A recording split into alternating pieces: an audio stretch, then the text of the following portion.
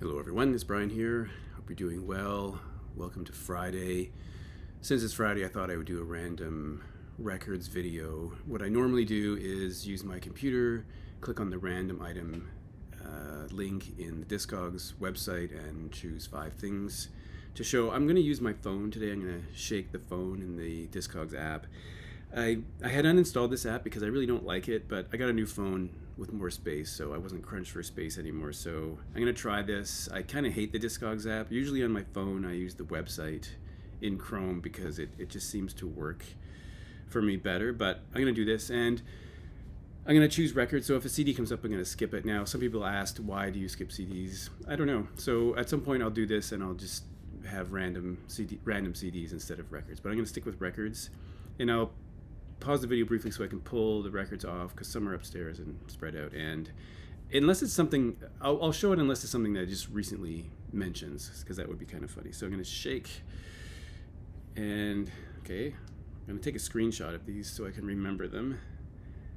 Okay, this is going well. Wow. 3 in a row were records. Well, that is weird. 2 from the same band. Was that 5? Let me check how many that was.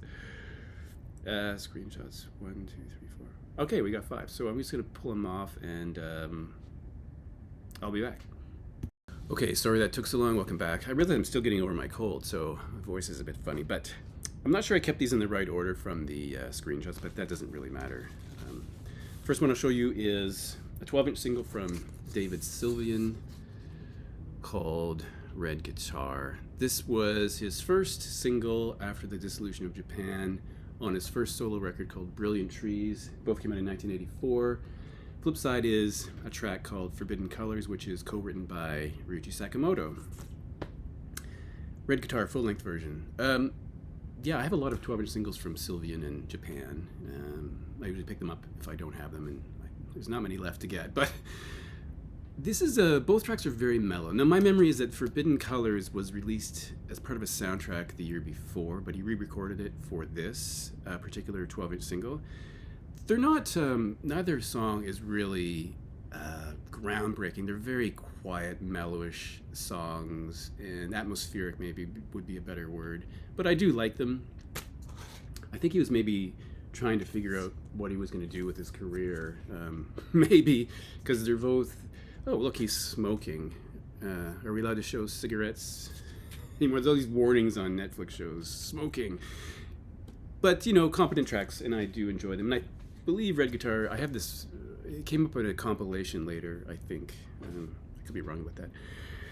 All right, second record is something that I almost got rid of a couple times because I sometimes pull things off the shelf, and I had this in a pile of records that I was going to purge somehow, whether I would take them to a record store or give away or something. And I bought it at a thrift shop maybe 8 or 9 years ago, and I paid $1 for it. I took a chance because when I read the description, I wasn't quite sure what to think of it. But it's a band called the Kane Gang. I think that follows reference to Citizen Kane.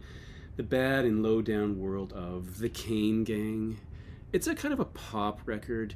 In looking it up after I bought it, many years later, when I put things in Discogs, I noticed it had the tag Sophistopop, which is a term I had never heard before.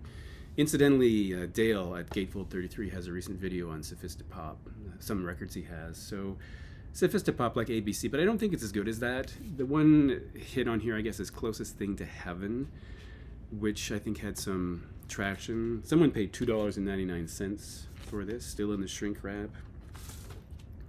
I don't remember who's in it, but the inner sleeve tells me it's Martin Brammer, David Brewis, and Paul Woods, and this is 85, I think, Canadian pressing.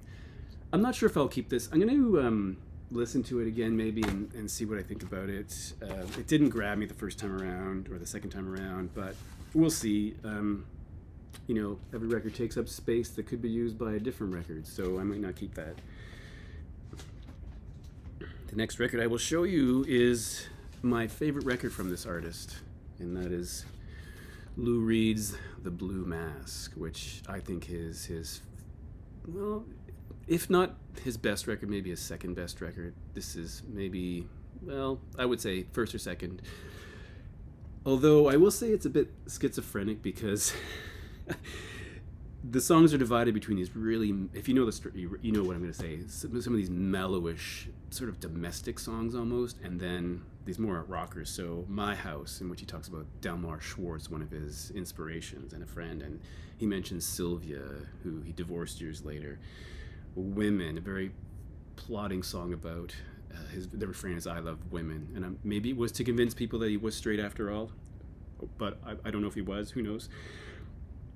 Underneath the Bottle, one of Lou's two best drinking songs or anti-drinking songs, next to The Last Shot. The Gun, kind of a menacing track. The Blue Mask. Now that song is worth the price of the record because that is a blistering song, my favorite Lou Reed song by a huge margin. I should mention the lineup here. You have Robert Quine on guitar, who killed himself years ago by an intentional heroin overdose after his wife passed away. Fernando Saunders on bass, who played with Lou for years, and Don Perry on drums. Side two, we have Average Guy, which is okay. It's one of those quiet things, and I'm not sure Lou is an average guy. The Heroine, which is okay. Waves of Fear, an excellent, excellent song. The Day John Kennedy Died. Yeah, it's kind of an interesting retrospective. Heavenly Arms, again, one of those songs in which he talks about Sylvia over and over again, and but yeah, I mean, The Blue Mask. I made love to my mother, killed my father and my brother. What am I to do? I mean, the lyrics in there. He talks about Oedipus. It's an interesting track. I was looking for a version of that on YouTube for a while, and the best I could find were these. Maybe it's different now, but there were a bunch of videos where he changed the tempo of this song and kind of destroyed the intensity of it, where he made this plotting, terrible version of the song, and I didn't understand why he did it because it just ruined it and took all the power away from the song. And lastly, we have two records from the same band, which has never happened before. And the first one, I what can you say about this? It's Joy Division's Unknown Pleasures from 1979, and I've mentioned this before. I was once in a record store going to buy a copy of this, and I had the cassette in one hand and the album in the other. Well, figuratively, I was deciding between the two, and I chose the cassette, which was stupid. Then I gave the cassette away, which was also dumb. But I've rectified that by buying this one. This was a UK pressing from mid to early 80s, 84, 85 maybe. So let's also, the cover, which has been often mentioned, is really great. I mean, what can you say about this record that hasn't already been said? A masterpiece for sure. It's had several other vinyl releases, as we all know. I've seen them in record shops. I've never bought one. The song I knew before I bought this record was She's Lost Control, which I really, really loved. But when I put the cassette on, the first track that hits you on the A side, which is called Outside, and the B side is called Inside, is Disorder, a track that just immediately connected with me, and I really loved it. But every track on here, there's not a weak track on here. It's really great from start to finish. Just a classic. If you don't have this record, you should have this record. I mean, it's that good, and keep listening to it because it's just so good. Yeah, one of my favorite records of all time. And oddly, the Discogs gave me a second record by the same artist, and this one's a compilation. And I would say this is probably quite rare now. It's the original pressing of Joy Division's Substance, 1977 to 1980. And this is the Canadian original pressing. I know there's others, of course, but I have never seen a copy of this in any store ever since I bought it. This came out in 88, and I bought a used copy around that time. And interestingly, this was the only way you could own certain tracks that were released as singles. So Transmission, Atmosphere, Level Tears Apart were never released on any record, so you had to buy this or the 12-inch singles, which I also have to get this. I think New Order released their version of Substance in 87. The year before this is 88. And I haven't really looked at the new pressings of these. I know it's been repressed. I don't know if it's expanded. I don't know if there's extra tracks. I don't know if there's two pieces of vinyl, but this has one. This is the inner sleeve.